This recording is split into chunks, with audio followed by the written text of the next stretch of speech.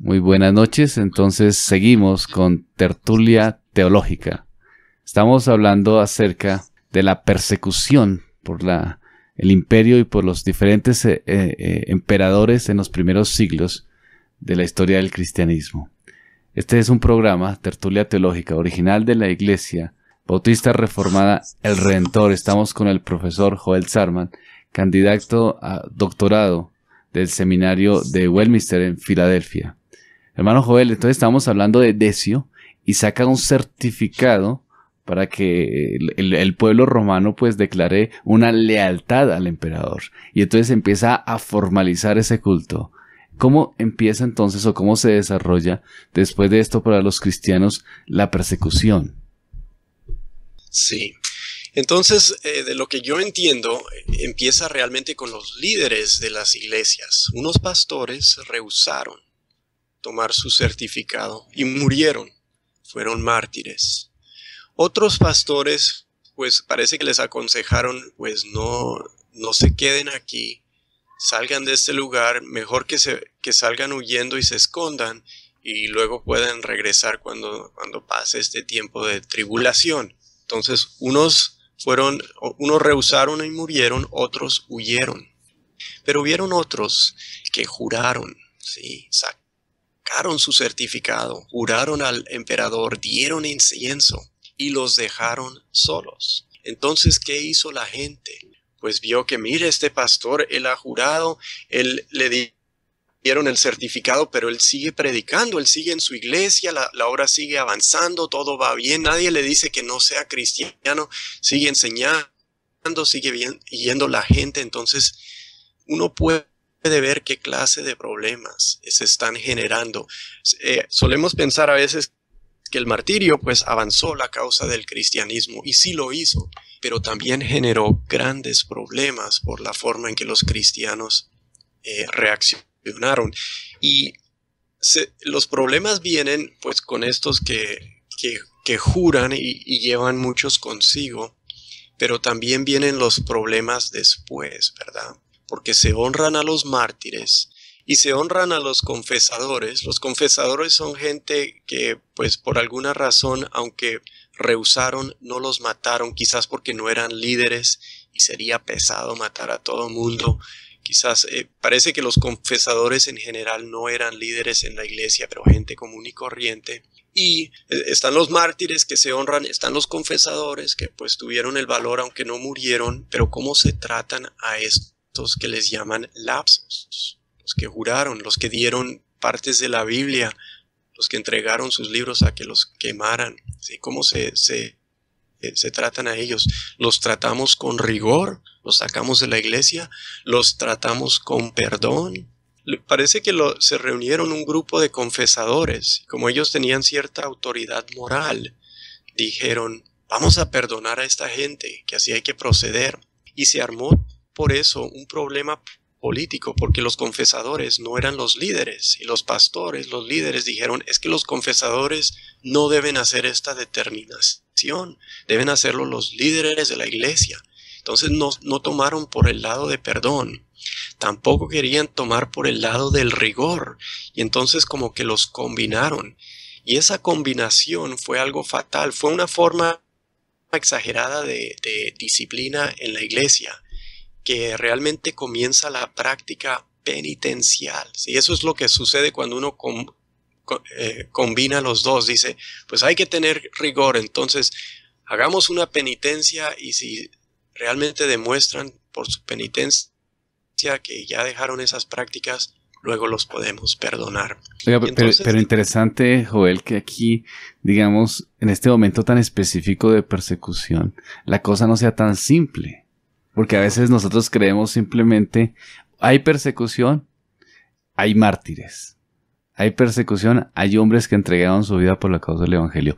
Hay otros que simplemente no la entregaron y abandonaron la fe. Entonces podemos pensar que estos eran apóstatas o no eran creyentes reales. Pero aquí vemos que hay un problema real de diferente apreciación de la circunstancia, y tal vez pudieron analizarse y reflexionar de lo que podía ser mejor para la obra del Señor. Entonces algunos dijeron, listo, nosotros vamos hasta las últimas consecuencias, y murieron como mártires, digamos que es lo más vistoso, y lo que la gente dice definitivamente, estos son los que son. Otros dijeron no, nosotros confesamos en el Señor, pero no vamos a exponernos a morir, entonces vamos a abandonar el lugar. Que también, digamos, la cosa ya entra en una situación un poco, digamos, de reflexión ética teológica. O digamos, ¿aquí qué hacemos? O sea, ¿huyendo? ¿Están huyendo? Porque si están huyendo, pues tampoco son tan fieles, podría pensar alguien. Pero alguien puede decir, no, son muy inteligentes porque están promoviendo el nombre de Cristo, y las Escrituras dicen que el avisado corre y se esconde. Entonces, si saben que lo están persiguiendo, pues está bien que salgan y huyan para seguir confesando el nombre del Señor. Pero hay otros, que son estos que usted nos analiza, que son los lapsos, y que la cosa ahí sí se complica más, ¿no? Entonces estos sí cogen y sacan su decreto o su papel, pues, que su juramento, que hablan acerca, pues, del emperador, le hacen un juramento al emperador, pero siguen predicando el evangelio del Señor. Aquí, claro, aquí tiene que haber un problema ético muy fuerte, ¿no? A ver, ¿cuál de los tres planteamientos? Bueno, digamos que el de los mártires es bien claro, pero el de los que huyen, y especialmente de los lapsos, entran a pensar, bueno, ¿estos qué? ¿Se pueden tener como hermanos? ¿Se pueden considerar como fieles? Ahora, si ellos hacen el juramento, pero siguen predicando del Señor, ¿cómo razonaron en ese momento? Es complejo. Si uno está en esa situación, esos razonamientos pueden sonar mucho más, o sea, son más fuertes de lo que nos parezcan a nosotros de por fuera, porque recordamos a los mártires y realmente no buscamos recordar a los lapsos, pero influyeron a mucha gente, y se puede decir que pues mantuvieron las iglesias, y así la gente estuvo ahí. La gente tuvo dónde ir, no se mataron tantos cristianos porque estos pusieron el ejemplo, entonces muchos sobrevivieron. De alguna manera Dios utiliza aún las debilidades de los hombres para continuar su obra. Eso es lo que estamos viendo, ¿no? Básicamente es eso. Digamos que esa situación de debilidad se convierte en un beneficio, en un sentido. Pues no estoy seguro que pienso. Puede ser que hubo algún bien, pero la verdad es que trajo muchos problemas después, porque se pierde autoridad moral. Si uno es un pastor y está predicando el cristianismo, que dice que el que no está dispuesto a tomar su cruz, o sea, su condena de muerte a diario, y ellos no estuvieron dispuestos, pues se pierde mucha autoridad moral, hay cierta hipocresía, y eso también es lo que desgasta a la iglesia, y se arman estos problemas que duran por mucho tiempo. La práctica penitencial de la penitencia en la iglesia pues fue creciendo y creciendo después de esto, y volvió un verdadero problema en las edades medias, y lleva a la reforma. Esa práctica se da como una forma de tratar de pagar el mal que se hizo, ¿no? Sí, o sea, se puede considerar que fueron apóstatas, o se puede considerar que fueron hermanos que cayeron en pecado y ahora se arrepienten, pero la verdad es cómo hacerlo, cómo hacer la disciplina en la iglesia. La disciplina en la iglesia no es algo fácil. Y si no están siguiendo bien lo que dice la Biblia, y parece que no lo están haciendo, se pueden cometer errores y empiezan estas prácticas penitenciales. ¿Las prácticas penitenciales en qué consistirían en ese momento? Entendemos las prácticas penitenciales desde la óptica del catolicismo romano hoy día, pero ¿cómo podríamos entenderlas en ese momento? ¿O cómo eran? ¿Cómo era su práctica? Una cosa que no sé mucho de esto, ¿sí? Solo sé que ahí es donde dicen los historiadores comienza. Una cosa que sí sé que hicieron es que le decían a una persona que fue lapsa, le dijeron, usted nunca más en su vida va a tomar la Santa Cena, ¿sí? Pero va a asistir a la iglesia toda su vida, y si al fin de la vida es fiel, puede al fin de su vida tomar la Santa Cena otra vez. Entonces como que lo destituyeron de los privilegios de membresía de por vida, y luego se fueron implementando más castigos y cosas así, ¿verdad? Sí, se fueron dando, supongo yo, hasta lo que se empieza a dar en el medioevo, que básicamente las penitencias eran latigarse, ¿no?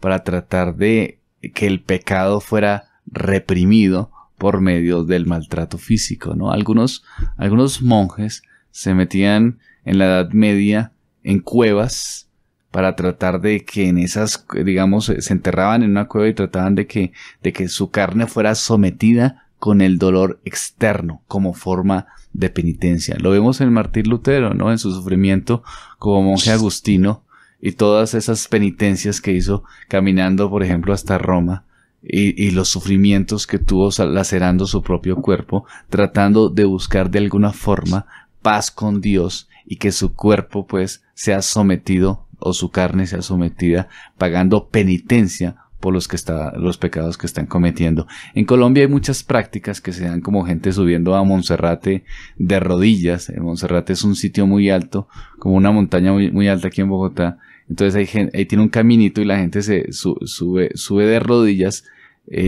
generando una penitencia para que Dios le conceda un beneficio, ¿no? Entonces la conciencia del hombre no está bien, entonces busca pagar penitencias, y como dice Joel, finalmente aquí comienza y se vuelve un problema.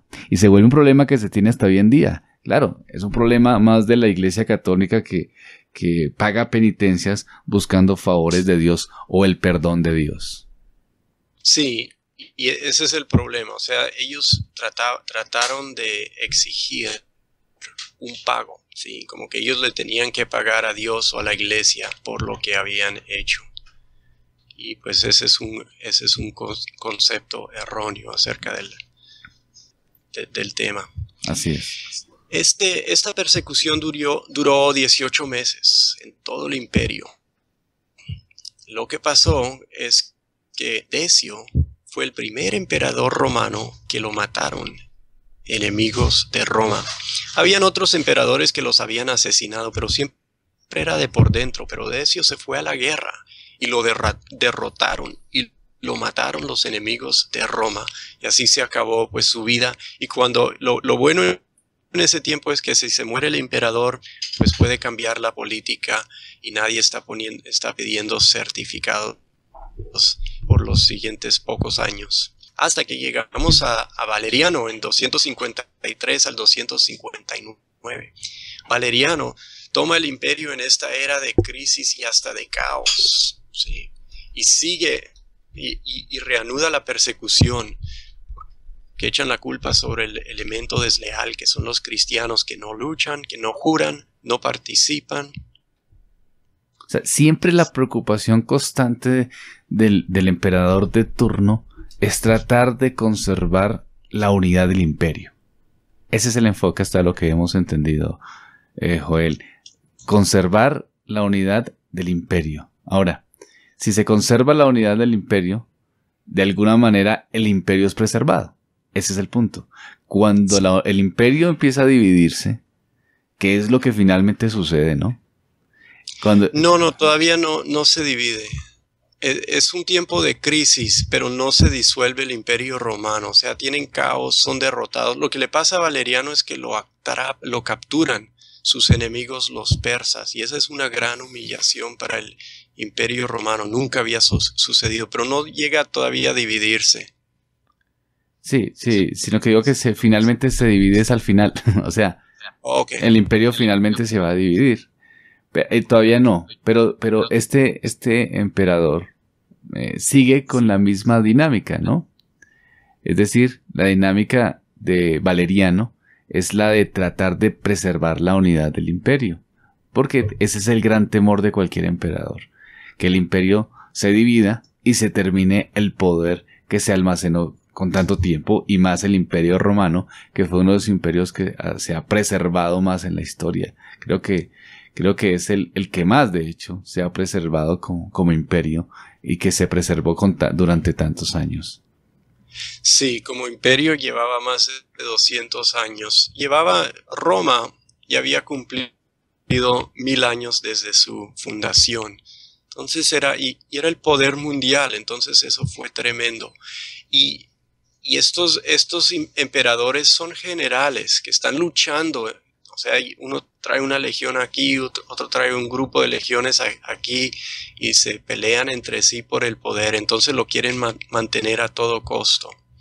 Pero lo que realmente sucede es que hay un colapso del Imperio Romano. Esto lleva a 40 años de paz en la Iglesia. No es un buen tiempo para el gobierno romano y para algunos lados u otros les va mal, pero para el cristianismo en general es un tiempo de tanta paz que hasta logran construir iglesias durante estos 40 años antes de la última y la gran persecución. Entonces tienen, después de Valeriano, un gran tiempo de tranquilidad y de buena enseñanza. Es el tiempo de Orígenes. Orígenes, un gran maestro en la iglesia, uno de mis héroes. Tiene tiempo de escribir muchos libros, de enseñar y de ayudar mucho a la gente. Hermano, tengo una pregunta que me hacen desde el WhatsApp. Me preguntan cómo fue el modelo de iglesia en ese receso. Es decir, cambió, supongo que la pregunta, cambió cuando estaban tan perseguidos, tenían una dinámica eclesiástica, como ya lo vimos. Viene estos años donde donde se pueden fundar las iglesias.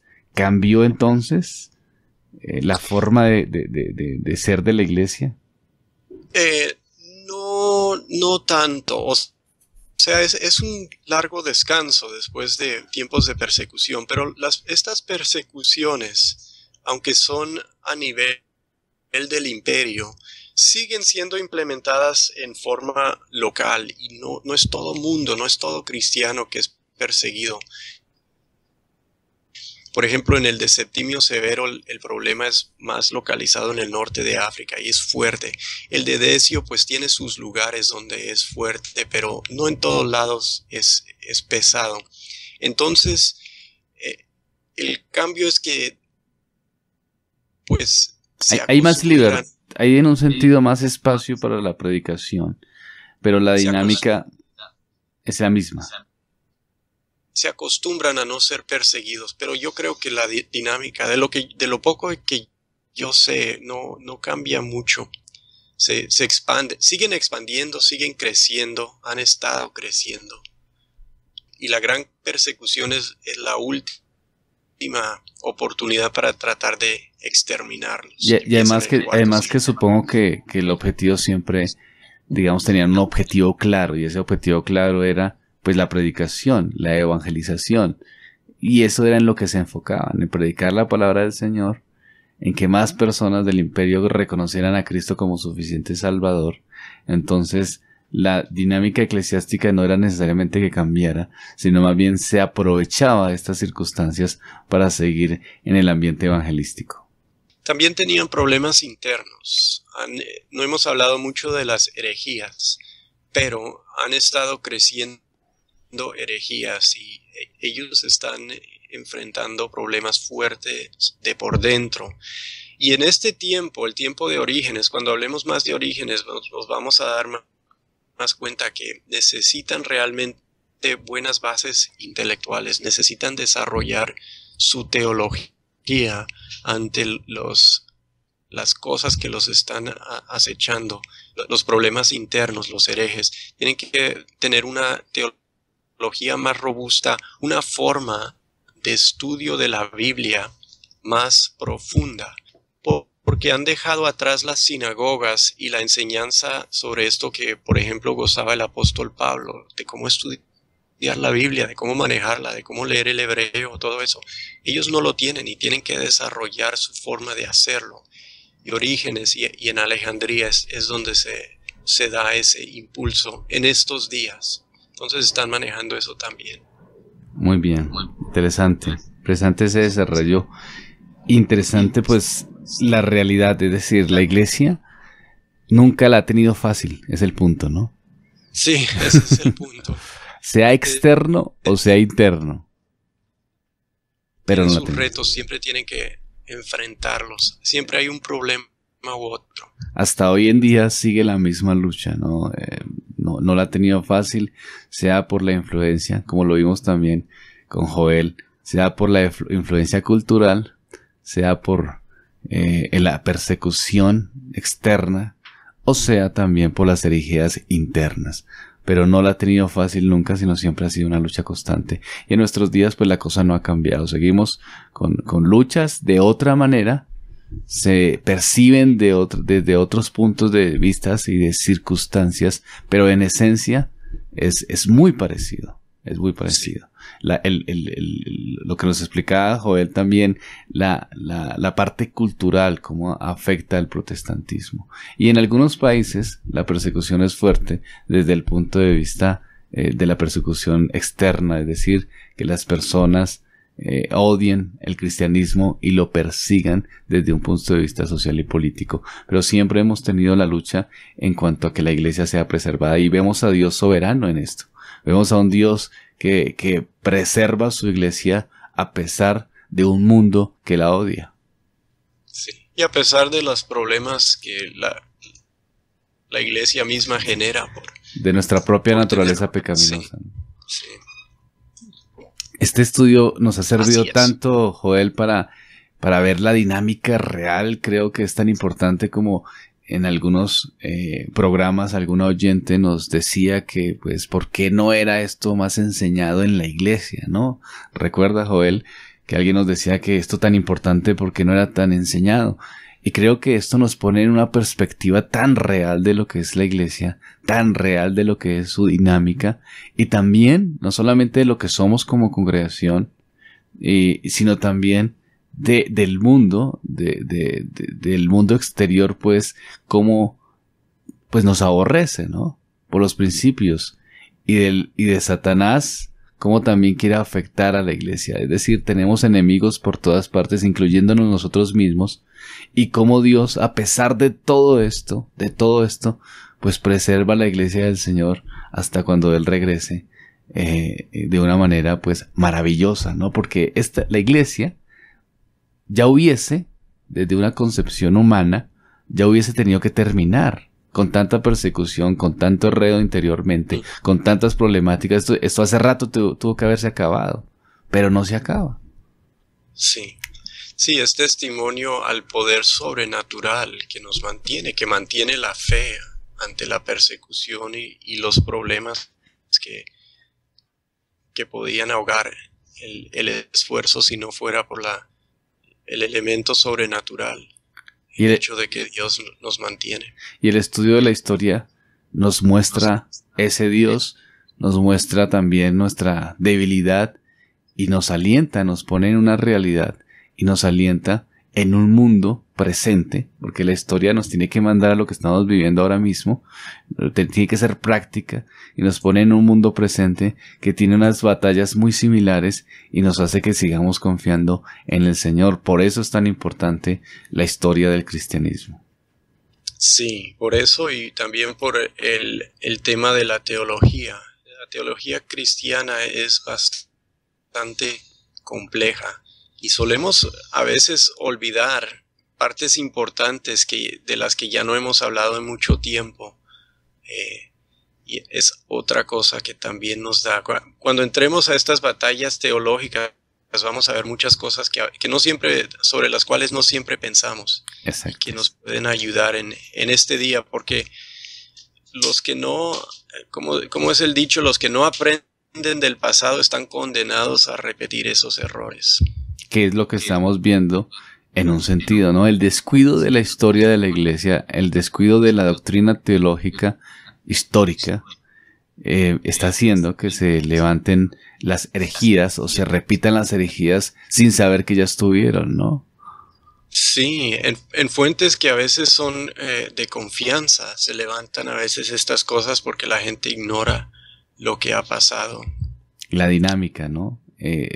ignora las luchas, la apologética que ya se dio en su momento, las discusiones teológicas que se dieron y las declaraciones que se dieron también como iglesia, que aunque no es inspirado por Dios, tenemos que tener claro que la iglesia se pronunció históricamente y que su pronunciamiento fue efectivo y guiado en un sentido por la soberanía y el Espíritu Santo.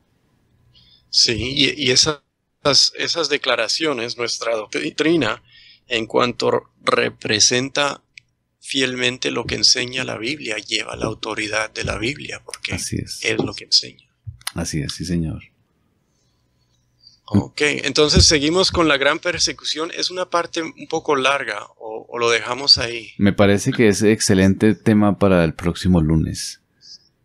Okay. Para el próximo lunes que nos reunamos, la gran persecución, cómo se desarrolla, cómo se da, cómo el cristianismo reacciona ante estas circunstancias, cómo se formaliza, ¿cierto? Las diferentes, el culto como tal. Y creo que es bien interesante, ¿verdad, Joel? Sí, es muy interesante. Todo esto es interesante. Nuestro problema a veces es que pensamos que es aburrido hasta que alguien nos enseña que es interesante. Yo me di cuenta de eso con los puritanos. Hoy todo el mundo quiere estudiar los puritanos. Es verdad. Los puritanos son muy aburridos, pero alguien ha enseñado con claridad que hay provecho espiritual cuando uno estudia esos aburridos puritanos, porque cuando uno los estudia se da cuenta que le pueden ayudar mucho y por eso la gente los estudia. Es igual con toda la historia de la iglesia, si nos damos cuenta que hay mucho bien, hay mucho provecho en este estudio. Y uno siente realmente un crecimiento, siente una afirmación, no solamente a nivel intelectual, sino a nivel de fe, como lo que estábamos hablando hace un momento. Es importante y lo que dice Joel es verdad, ¿no? Todas estas cosas son realmente interesantes hasta que nos damos cuenta que son interesantes. A veces hay un prejuicio. Cuando yo tengo las clases de filosofía con mis estudiantes o en cualquier otro lugar que sea de un contexto de pronto un poco evangélico, las personas lo primero que piensan eso es aburrido. O eso va en contra de nuestra fe y de nuestras creencias cristianas, o eso no tiene nada que ver. Tenemos que ir a lo que dice la Biblia y no nos pongamos a escuchar ningún tipo de persona, ni de historia, ni de hombres, que eso realmente no sirve, ¿no? Pero cuando nos vamos metiendo, vamos viendo que sí, que es práctico, que es interesante, que funciona, que sirve para nuestra actualidad y que son vivencias en la parte histórica que nos hace reflexionar profundamente de lo que somos como iglesia hoy día. Entonces, estimado Joel, gracias por este tiempo. Gracias a ti. Queridos hermanos, entonces, amigos, terminamos con el programa Tertulia Teológica junto con Joel Sarman. Bueno, yo no diría que es casi que es nuestro invitado, sino que es de la casa, porque prácticamente el programa lo hace Joel. Entonces, gracias, Joel, por eso de nuevo. Gracias a ustedes por escucharnos. Tuvimos un buen grupo. Les animamos a que sigan en la sintonía de la emisora. Este es un programa original de la Iglesia Bautista Reformada El Redentor de Bogotá, Colombia. Soy Helber Conde y les doy un saludo y que el Señor les bendiga.